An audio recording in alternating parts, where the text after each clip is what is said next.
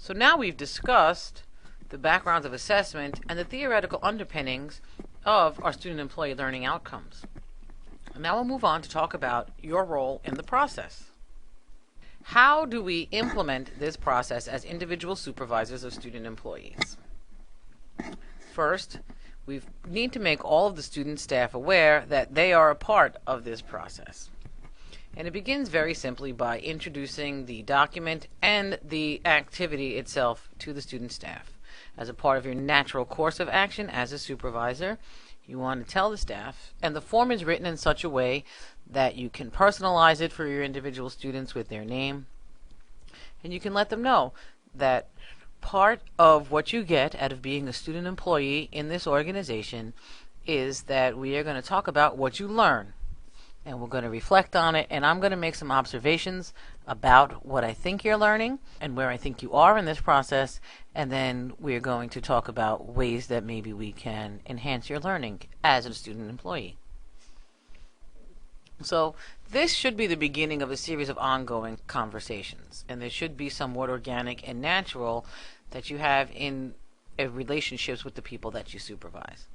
And so we're looking at this part where you're making the assessment is really a way of reflecting on the student's development. And your conversations about your assessments of the student learnings is a way of you helping to encourage and foster and stimulate their development.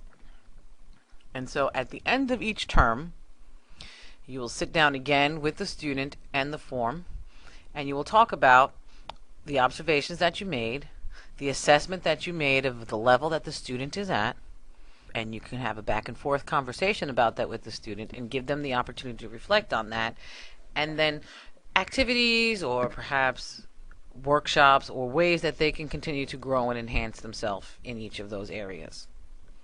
You're going to do that once a term, so at the end of the fall semester and at the end of the spring semester.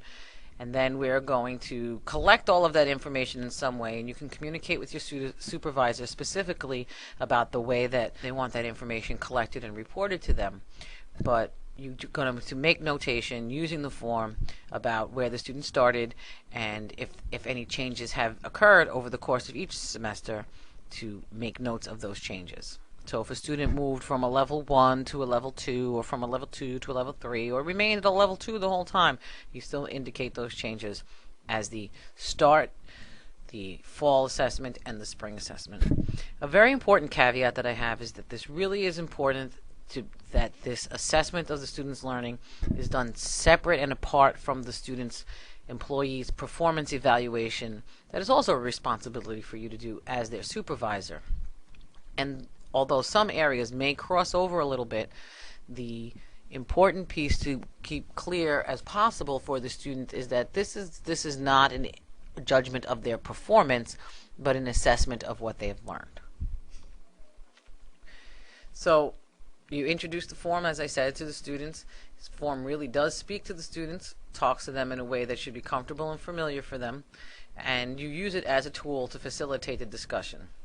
Again, emphasizing that this is not just a job and they need to come and perform their functions, but that this is part of a larger learning experience, that you have a responsibility to help them engage with their learning. You want to see them grow in their areas, and that these areas have been identified as areas that would be important for their future career success.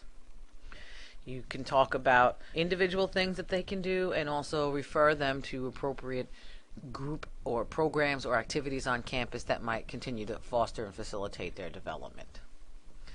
So why are we doing all of this, and what is it important for you? What do you do with all of this information, and why does it matter to you? One, folks have reported, and I believe that you too will experience it, that when you begin to engage students in these conversations, it not only enhances your overall ability to supervise them in the work that they do, but it validates for them their worth and value as a student at the institution.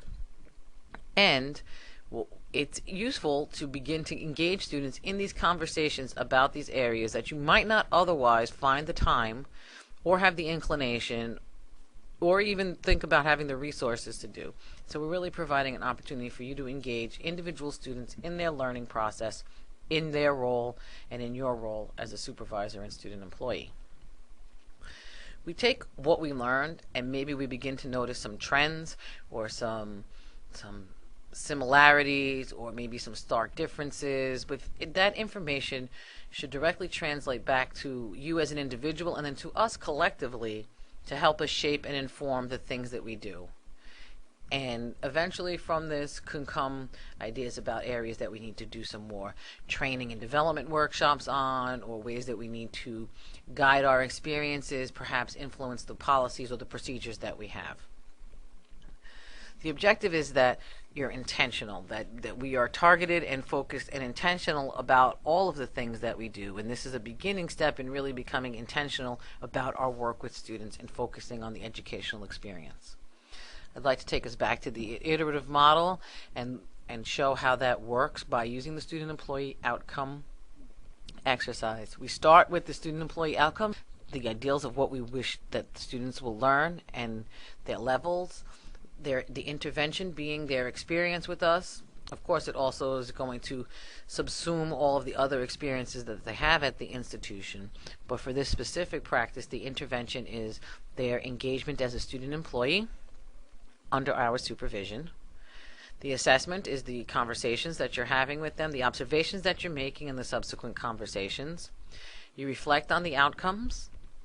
You use that information to inform your training, your practice with them, some policies you may have, or other information that becomes relevant to you in the practice of doing the work that you're doing in your office. You continue to assess that. You see what things are contributing to growth, perhaps maybe what things are impeding growth if possible.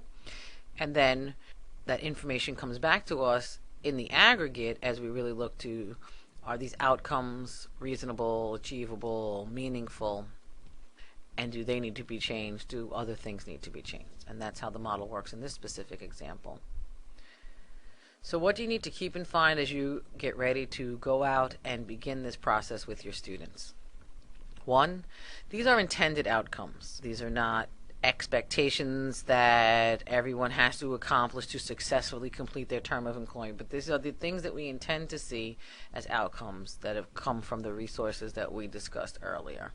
This is not all because they are a student employee. So we can't say that as a result of being a student employee in my office, you have made these gains in the interpersonal relations that moved you from a level 1 to a level 3. But I think intrinsic and inherent in the whole experience is that you are affecting the student's development positively by helping them to engage with this. So it's not all because of just this single experience, but this experience does contribute to it. We are point people at the university. There's this whole experience of the student-employee learning outcomes. We have these intended outcomes from students, and as an individual, we are one of many other people engaged in this process, and on this level, really represent the university to the student, and are really personalizing and humanizing the university environment for this particular student in this area of learning. We are making observations. This is not an experiment where we have a control group and a group that we're acting on, but we're really making observations about what the student is doing in the course of their meeting their responsibilities. And we are going to report on those observations. But given all of that, there's still an opportunity for us to be very intentional about what we do. And hopefully that putting these things in the forefront of our mind, periodically reviewing them, will help us to continue to look at how we can maximize the learning environments for the students that we have working for us. There is an opportunity for you to tailor the form. Depending on the directions of your supervisor, you don't have to reflect on all of the outcomes. You can reflect on some of them. There's a way to include some outcomes of your own development, or maybe your department wants to develop some outcomes specifically that you looked at that you think are relevant and helpful, or from your individual work with students, a student and you may have a conversation, and you may decide that together you want to sort of look at and assess how a student is growing and learning in a different area. And so together you've just developed your own outcome between you and the student employee that you have. And there's the opportunity to do all of that within the format and the guidelines that we're working within. Additionally, the Student Development Resource Packet is available. That's a bit of a primer, gives some information about the background and the developmental concepts that we are using and the theorists that we have used in the development of the student employee learning outcome document. Additionally, there's the opportunity to get some ongoing development and training as folks who come to us from a variety of ways with a different series of backgrounds. Student Affairs and Enrollment Management is offering an opportunity for folks to get some specific training and education around these topics, the areas, and using the theorists in the 4 domains that we're using in the student employee learning outcome process. And that's all that I have to say about this for right now. I encourage folks to take advantage of the opportunities to engage with their supervisors and others on campus who are working with this project to answer questions and to help make this an opportunity that is useful for everyone. The most important aspect of this whole process is to just start doing it so that you can become more comfortable with it. And after doing it a couple of times, it becomes a very organic and natural process and really an enjoyable experience in working with student employees.